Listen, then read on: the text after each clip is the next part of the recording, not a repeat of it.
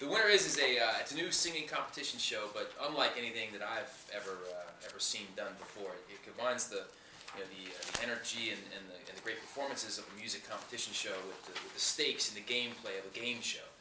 So that's really what drew me to it. It's very unique in that sense. Basically, two people sing off head to head. After their performances, 101 music lovers in the audience judge their performances. We reveal the results of the vote, but we don't tell them who got what. So then they have to decide if they have the winning vote or the losing vote. In the moment they're making that decision, I offer them a sum of money. If they take the money, they have to leave the game. Obviously, if you lost the competition, it's smart to take the money, so you actually leave with something. But they don't know for sure if they lost the competition. So there's a whole internal process that they're going through, deciding, did I give a great performance? Did I win over the 101, get their high vote? If I didn't, can I admit that to myself and take the money? It's a whole internal struggle that goes on with each of these performances. So here's my follow-up, but we won't tell anybody. This is just between us. I won't even tell them. So is this something you would have wanted when you started your career? Well, I tell you what. I mean, a lot has obviously changed since I started my career in terms of all the opportunities for music competitions out there. But what I really loved about this particular show is it's not about a record deal. Now, these guys aren't here performing throughout the season to get the record deal at the end of the rainbow kind of thing. They're here to make money. These people all can sing. They're from every walk of life. We had a chicken farmer on the show. We had a school bus monitor on the show. We had a intensive care nurse on the show. We had a 10-year-old little girl on the show. Every walk of life and every genre of music is represented on the show. But they're all there for the same reason. There's $1 million prize at the end of the rainbow. So what's the vetting process? Because I'm thinking I could go on this show, make some quick cash by how bad I sing, just by saying, hey, I'll take the money. It's all about great performances. So our talent department did a great job in finding people who can really sing. That's the other thing I really want to emphasize. There is a game show involved here, but these are all great singers, great performers, giving great performances. And that's why it's hard. If you knew you couldn't sing, you just go on and make some quick cash. But these people are all performers. They all have a lot of pride in what they do. So in that moment, it's hard to step back and say, you know what, it's not going to work out for me this time. I lost that competition. Let me take the money and go home. It's a really hard thing as a performer to wrap your head around, which is, I think, what adds to the intrigue of the whole show. Nick, what do you like about hosting? You found a real place as a real comfort zone as a host on TV. Do you remember at what point it felt natural to you that you were totally fine with it? It's it's kind of an area that I've over the years done more of and been able to do more of, and I really enjoy it because it allows me to be myself. I enjoy being myself, and these types of shows allow me to bring my personality, my experiences in music, bring all of that to the table, and kind of infuse that into what I do on stage. So for me, I love being around music as a musician. I love seeing talent realized and great performances given. So it's exciting for me to be around that aspect of it. But it's also exciting for me to be able to bring myself to the table and bring my personality to the table. And that's what I enjoy about hosting, I think, more than anything. But it is a discipline, and after all, I can think of one other person that I think that really made the cut, and that's Joey Fatone. Mm-hmm. And there's a level of comfortable quality to both of you in front of an audience, and you're a circus master. At the end of the day, you're juggling 5 balls at one time. Yeah. That's got to be something that you cannot prep for. So where did it come from? Well, I think like anything else, you certainly, there's a learning curve there, and I'd like to think that I've gotten better at doing that, over the course of having done a few shows. But I agree with you in the sense that you're part traffic cop, you're part entertainer, you're part support system a lot of time, because these are all people who are, nerves are on edge, So I always looked at my role, especially in a music show, as being one of a resource as well, and being able to try and support these acts and what they're doing. So it is quite a few things you do. It's fun to do, and I think just like anything else, with experience, you kind of learn how to delegate all those responsibilities internally, and at the end of the day, hopefully look like you're not doing any of it, and just it's kind of a fluid, natural thing. Are you still singing? And if so, what are you singing? Yes, thank you for asking. I just released a CD called Father's Lullaby. It's an album of lullabies that I dedicated to my son Camden. Was certainly inspired by my son Camden. So that's out right now, and then 98 Degrees, my group is back together. We're touring this summer with New Kids on the Block and Boys to Men, called the Package Tour. So we'll be in 48 cities across the country this summer, and we have a new album called 2.0, which comes out May 7th. So yeah, so we got a bunch of stuff. The What's response the to the music like? package tour has been Amazing. pretty positive. Yeah. Surprised at all?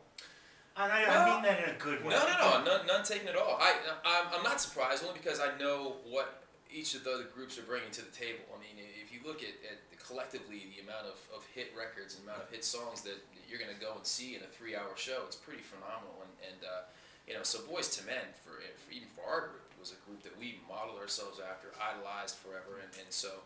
I mean, countless hits. I mean, we like to think we're bringing a little excitement to the table as well. A lot of great songs, and having not performed in 12 years, it's exciting to be back in front of our fans. And then the New Kids are really the pioneers of what the people like to call the boy band era. So I think in terms of what you're going to see in a 3-hour show, I don't think you can beat it in terms of an entertainment experience this summer. And that's our goal collectively as a tour, is that people, when they come to see our show, we're just going to knock your socks off for 3.5 hours and send you home, and you'll be talking about it for months after. And know, what about this the was- maturation of the voice?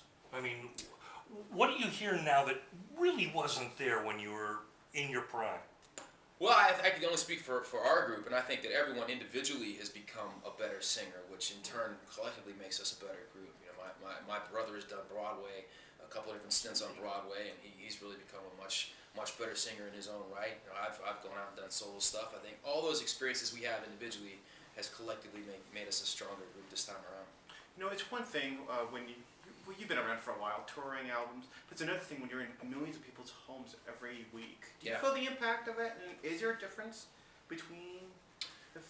I felt the impact of that. Firstly, when we had a reality show, and all of a sudden you're like, everyone knows you, and when you're out and about in your daily life, you realize pretty quickly that people now know you in a way that they never did when you were on a tour and you're performing on stage every night. It's just a different animal. And then throughout the course of my career, I've had thankfully a lot of opportunities to continue to work in television. So the impact that television has in reaching the country is obviously it's incredible, and you're able to take advantage of that hopefully a lot of times. And I was thankful for me, especially coming out of a boy band, that reality TV gave me an opportunity to introduce myself as a person, as who I am individually to the country, and that's something that that was a big benefit to me going forward in my career.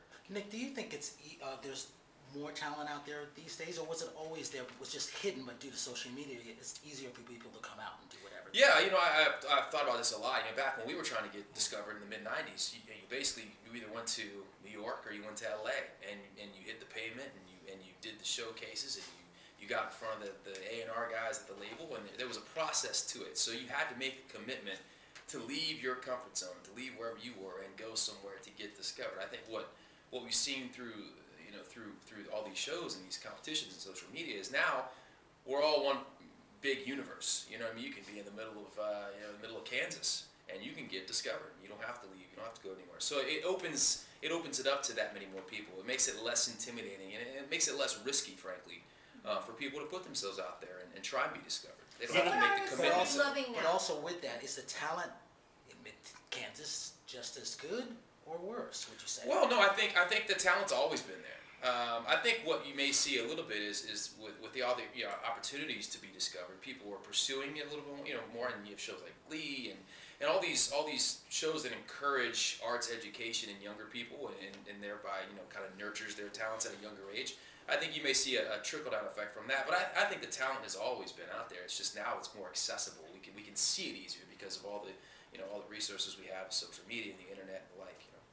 The toxicity of celebrity is such that sometimes it can bring out the worst in the best people. And I remember seeing recently, and you're the antithesis of what I just said. Oh, thank you. I saw the punked thing with you, Yeah. which is a classic, an absolute classic. And I'm wondering what prepares you for graciousness.